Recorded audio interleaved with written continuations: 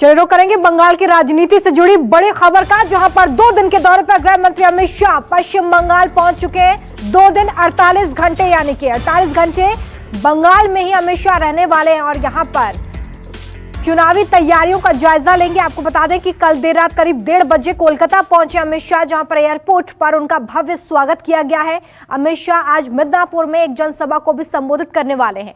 इस दौरान शुभेंदु अधिकारी समेत टीएमसी के कई बागी नेता बीजेपी का दामन आज थाम सकते हैं। टीएमसी में लगातार इस्तीफों की झड़ी लगी हुई है। इस बीच बंगाल दौरे पर अमित शाह पहुंच चुके हैं।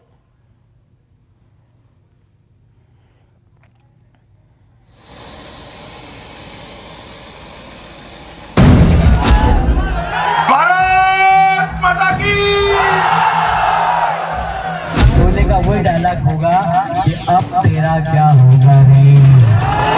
बीजेपी छी छी छी छी छी छी।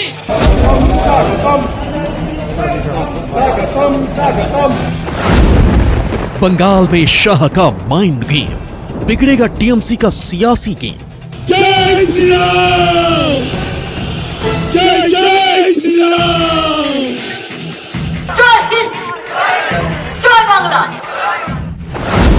बंगाल पर शाह का मास्टर प्लान, ममता रोक पाएंगी टीएमसी का घमासान।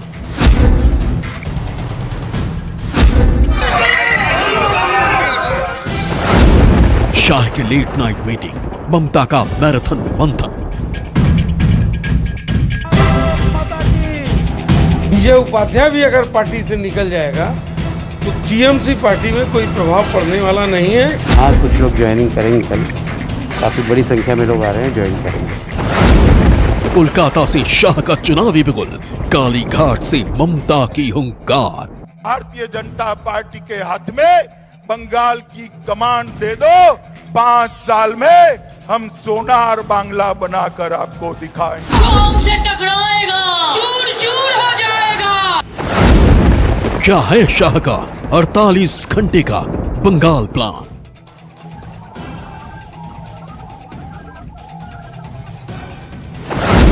बगावत रोकने के लिए क्या है ममता का बड़ा प्लान?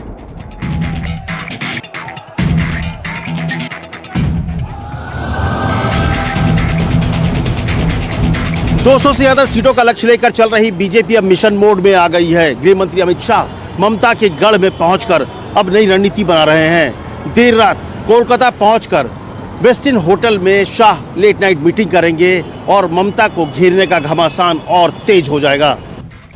गृह मंत्री अमित शाह का 19 और 20 दिसंबर को बंगाल दौरा चुनावी रणनीति के नजरिए से काफी अहम माना जा रहा है। सिर्फ बीजेपी ही नहीं बल्कि टीएमसी की भी इस दौरे को लेकर नजर बनी हुई है।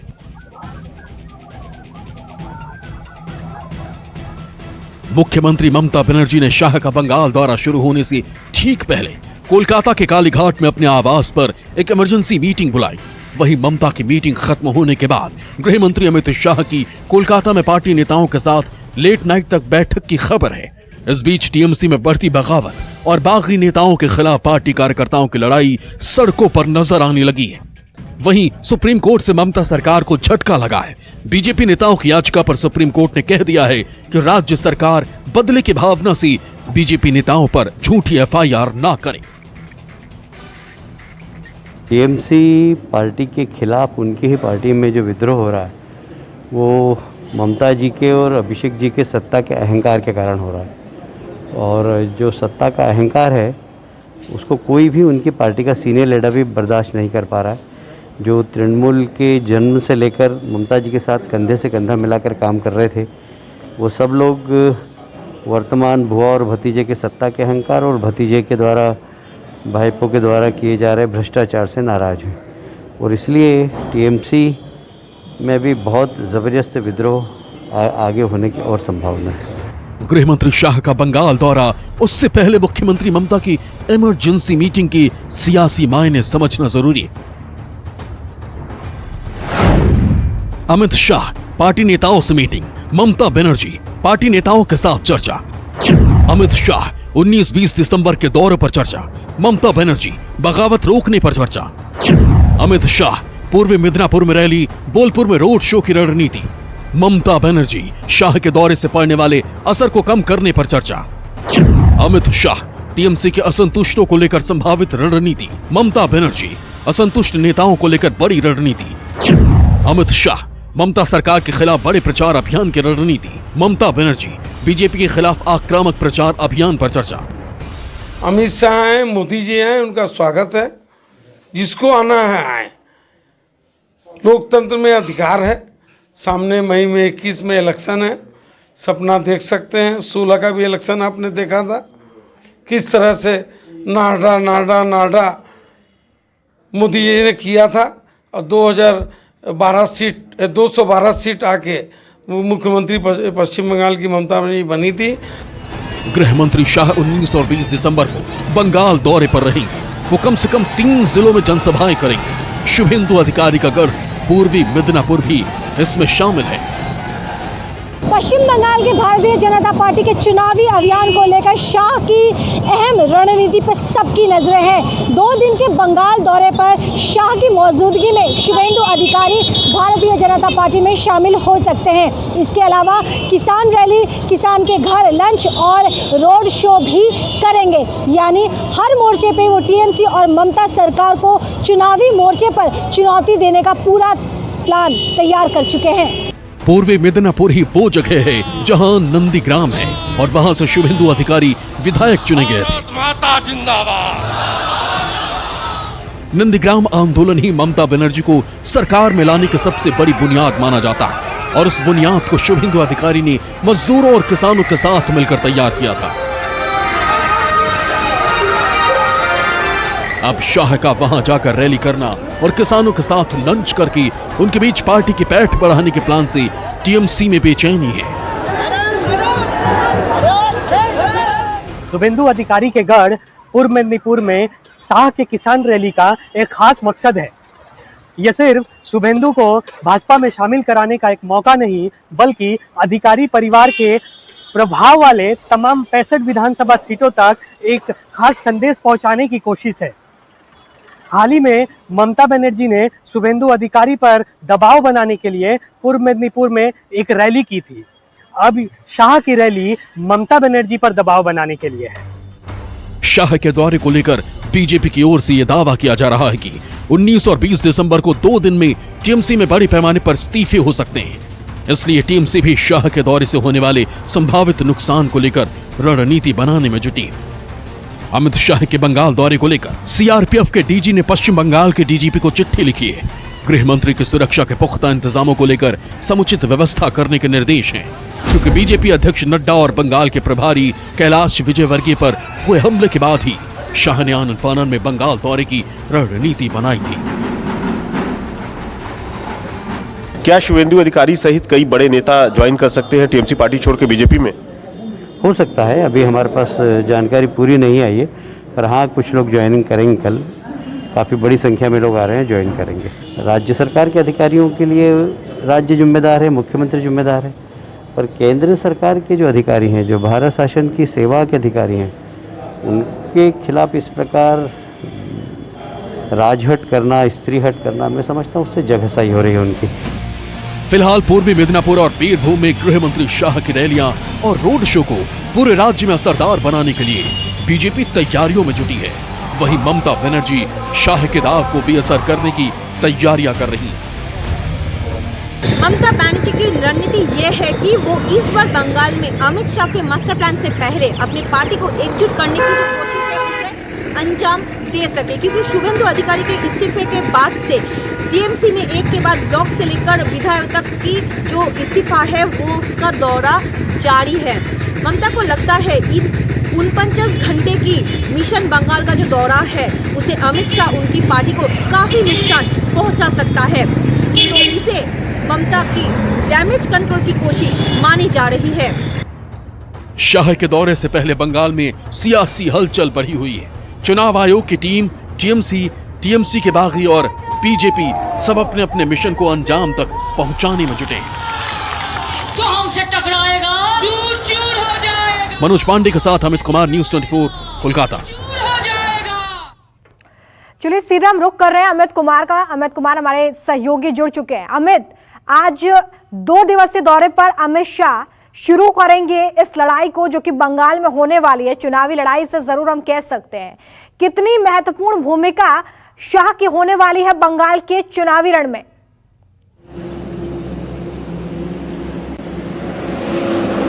देखिए, मुझे लगता है सबसे बड़ी बात कि बंगाल के पूरे चुनावी रण को अगर इस मुकाम पर पहुंचाया है जहां पर आप बराबरी की लड़ाई पर दिख रहे हैं, तो इसमें बहुत बड़ा कंट्रीब्यूशन अगर आप कहें तो अमित शाह का है। अमित शाह ने जब कमान संभाली थी अध्यक्ष बनने की, तभी उन्होंने कहा था कि बीजेपी का स्वर्णिम युग तब आएगा जब त्रिपुरा, जहां जो कि लेफ्ट का गढ़ था, केरल, उड़ीसा और बंगाल जैसे राज्यों में बीजेपी सरकार बनाएगी। त्रिपुरा का जो किला था वो ढह चुका है, वहां पर बीजेपी सरकार बना चुकी है। बंगाल है जहां पर आपने लोकसभा में देखा कि 18 सीट बीजेपी को मिली, तो वो एक बड़ी जीत थी। और इसके बाद जो पिछले कुछ दिनों में उपचुनाव हुए, वहां पर बीजेपी नंबर 2 पोजीशन पे आ गई है। तो बंगाल की जो पूरी राजनीति है और पूरी रणनीति है वो अमित शाह की बनाई हुई है। और अमित शाह शुरू से ही ममता के सामने चट्टान की तरह खड़े हो गए। एक तरह से पूरी बीजेपी के जो कार्यकर्ता था, जो कि उनके जब भी कार्यकर्ताओं की हत्या हुई या उन पर हमला हुआ, तो अमित शाह उनके घर पर पहुंच गए। तो कार्यकर्ताओं के साथ खड़े थे। जहां जिस राज्य में उनका कार्यकर्ता नहीं था, जहां पर बीजेपी कोई चौथे या 5वें नंबर की पोजीशन पे थी, वहां पर बीजेपी को नंबर 2 लाने में अमित शाह का योगदान है। तो आज अगर बीजेपी लड़ाई के मूड में है, लड़ाई की तैयारी में है, लड़ाई की स्थिति में है, तो उसके लिए सिर्फ और सिर्फ अमित शाह है। और इसीलिए कहा जाता है कि अमित शाह जब भी आते हैं तो इसके बाद न सिर्फ पूरे राज्य में एक माहौल बनता है, बल्कि पार्टी के जो कार्यकर्ता हैं, जो तमाम नेता हैं, वो बहुत मोटिवेट होते हैं और इसके बाद वो अगली लड़ाई के लिए तैयार होते हैं। तो इस लिहाज से अमित शाह का ये 2 दिवसीय दौरा बहुत ही महत्वपूर्ण माना जा रहा है। जरा ये भी बताइए कि 2 दिवसीय दौरा जो है, इसमें क्या महत्वपूर्ण कार्यक्रम शाह करने वाले हैं?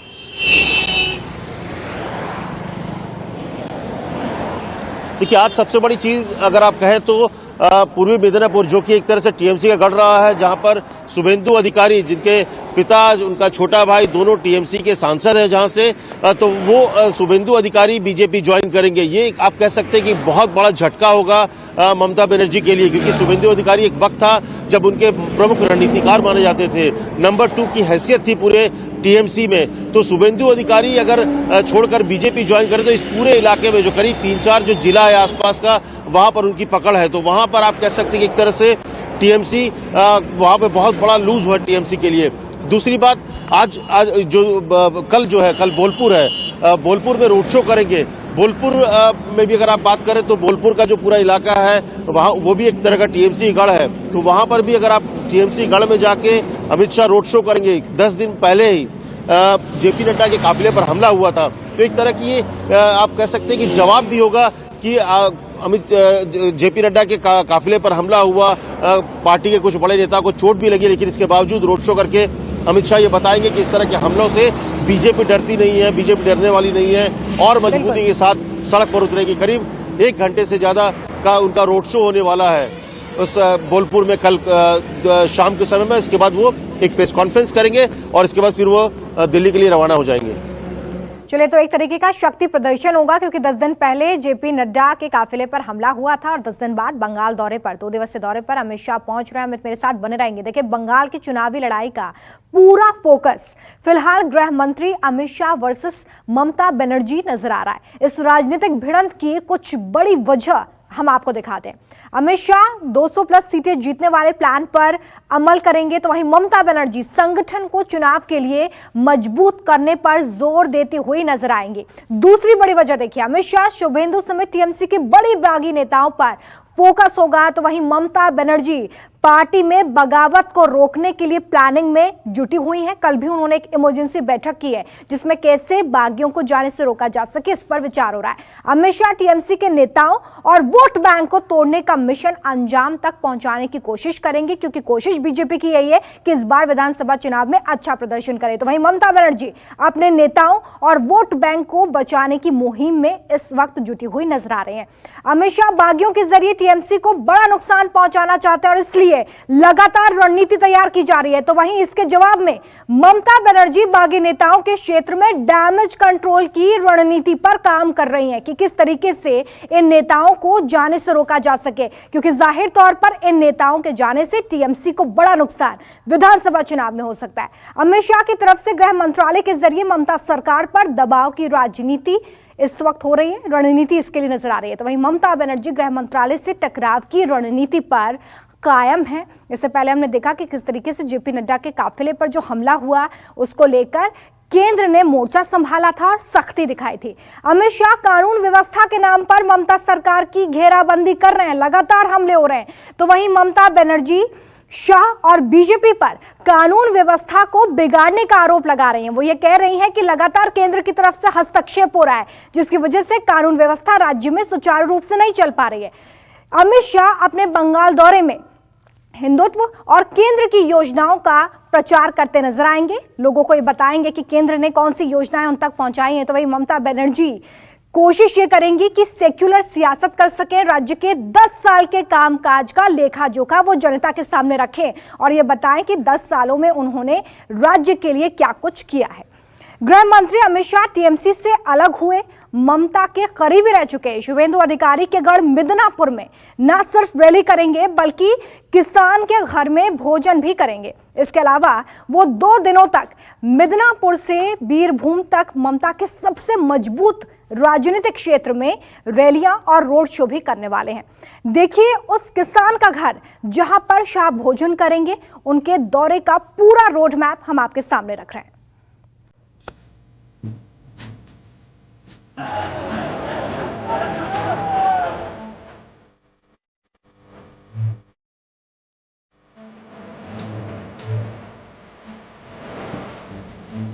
पश्चिम बंगाल के मिदनापुर में 26 साल के किसान सनातन सिंह का घर इतना कभी नहीं सजा। किसान और राजमिस्त्री का काम करने वाले सनातन के पास इतना बड़ा घर भी नहीं था। प्रधानमंत्री आवास योजना के तहत घर मिल गया और अब गृह मंत्री अमित शाह उनके घर मेहमान बनकर आ रहे हैं।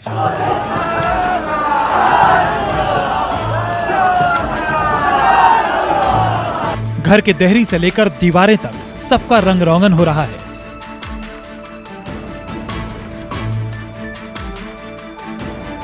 मेदिनीपुर के सालबनी इलाके में 10 नंबर पंचायत के तहत आने वाले गांव में सनातन सिंह अपने परिवार के साथ रहते हैं। शाह उनके घर आकर साथ में भोजन करेंगे, इसलिए पकवान भी तैयार किए गए हैं। किसान सनातन के घर पर शाह दोपहर का खाना खाएंगे।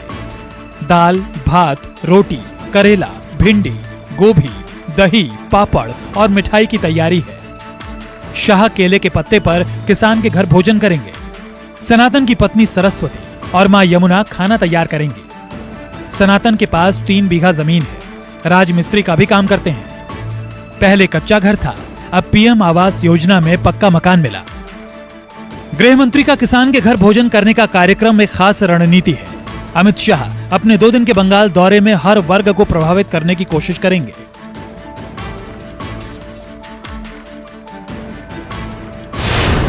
शाह 10:45 से 11:15 तक रामकृष्ण मिशन सेंटर में स्वामी विवेकानंद को श्रद्धांजलि देंगे। 11:45 से 12:15 पर कोलकाता एयरपोर्ट से मिदनापुर के लिए सफर करेंगे। 12:30 बजे से 1 बजे तक सिद्धेश्वरी मंदिर में पूजा करेंगे और खुदीराम बोस को श्रद्धांजलि देंगे। दोपहर 1:15 से 1:25 तक देवी महामाया मंदिर में पूजा का कार्यक्रम है। दोपहर 1:30 बजे से 2:15 तक बेलीजूरी गांव में किसान के घर भोजन करेंगे। दोपहर 2:30 बजे से 3:30 बजे तक मेदिनीपुर में किसान रैली का आयोजन है।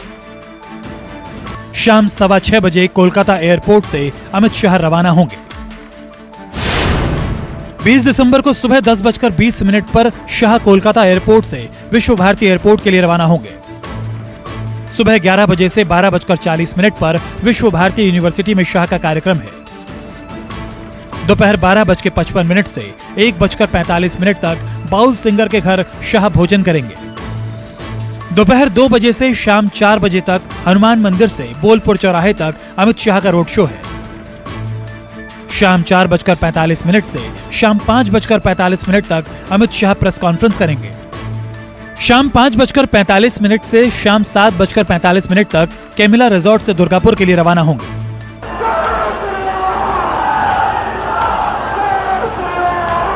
शाह के 2 दिन के दौरे को असरदार बनाने के लिए बीजेपी ने हर स्तर पर तैयारियां की हैं। अब देखना यह होगा कि शाह का दौरा बंगाल की सियासत में क्या हलचल मचाता है। कोलकाता से अमित कुमार के साथ ब्यूरो रिपोर्ट, न्यूज़ 24। तो अमित शाह के दौरे से ठीक पहले बंगाल में सियासी हलचल इसलिए भी बढ़ गई है क्योंकि शुभेंदु अधिकारी टीएमसी से इस्तीफा दे चुके हैं और उनके बाद कई और इस्तीफे लगातार सामने आ रहे हैं। ऐसे में शाह के दौरे की शुरुआत भी शुभेंदु के घर से ही होने वाली है। शाह बंगाल दौरे में क्या करेंगे, इसका कितना असर होगा, आपको ग्राफिक्स के जरिए हम समझाने जा रहे हैं। बहुत ध्यान से देखिए क्योंकि ये मदद करने वाला है आपकी ये समझने के लिए कि बंगाल में इस वक्त क्या कुछ सियासी हलचल है। पूर्वी मिदनापुर में किसान रैली का असर है। किसान मजदूरों को लुभाने की कोशिश भी यहां पर की जाएगी। पूर्वी मिदनापुर में किसान के घर लंच होगा। इसका सीधा असर यह होगा कि किसानों और मजदूरों से जमीनी जुड़ाव का संदेश बीजेपी देने की कोशिश कर रही है। स्थानीय भोजन दाल भात केले के पत्ते पर खाएंगे। देखिए पूरी परंपरा यहां पर निभाने की कोशिश है और इसलिए इसे सीधे तौर पर बंगाल की संस्कृति से जोड़कर देखा जा रहा है। शाह जिस किसान के यहां पर भोजन करेंगे उसे पीएम आवास योजना के तहत मकान भी मिलेगा, जिसका सीधा असर यह होगा कि यह बताने की कोशिश की जाएगी कि देखिए केंद्र की योजनाएं सीधे गांव तक पहुंच रही हैं। यह मैसेज देने की कोशिश होगी। अमित शाह बीरभूम में जनसभा को भी संबोधित करने वाले हैं और इस सभा का सीधा असर यह है कि रविंद्रनाथ टैगोर की संस्कृति को बीजेपी नमन करती है। यह संदेश इसके पीछे छिपा हुआ है। शांति निकेतन में जनसभा का क्या असर होगा यह भी आपको बताते हैं। दरअसल रविंद्रनाथ टैगोर से जुड़े लोगों पर प्रभाव डालने की बीजेपी की कोशिश है, जिसकी वजह से यहां पर भी जनसभा होगी। तो वहीं बोलपुर में भी रोड शो करेंगे अमित शाह। इसका असर यह होगा कि ममता सरकार और टीएमसी पर दबाव के लिए शक्ति प्रदर्शन का संदेश होगा। जेपी नड्डा के काफिले पर जो हमला हुआ है उसका जवाब भी इस शक्ति प्रदर्शन के जरिए दिया जाएगा कि बीजेपी इस बार बंगाल के रण में झुकने वाली नहीं है। 2021 में बंगाल की चुनावी लड़ाई जीतने के लिए ममता सरकार और केंद्र सरकार में मोर्चाबंदी लगातार जारी है। गृह मंत्रालय ने कानून व्यवस्था और बीजेपी नेताओं की सुरक्षा के मुद्दे पर ममता सरकार की घेराबंदी भी शुरू कर दी है। तो वहीं गृह मंत्री अमित शाह के दौरे को लेकर बीजेपी के पोस्टर में गंगा जल से शुद्धिकरण पर टीएमसी ने हमला बोला है। देखिए भारत माता की जय श्री राम। भारतीय जनता पार्टी ने कहा था कि बांग्लादेश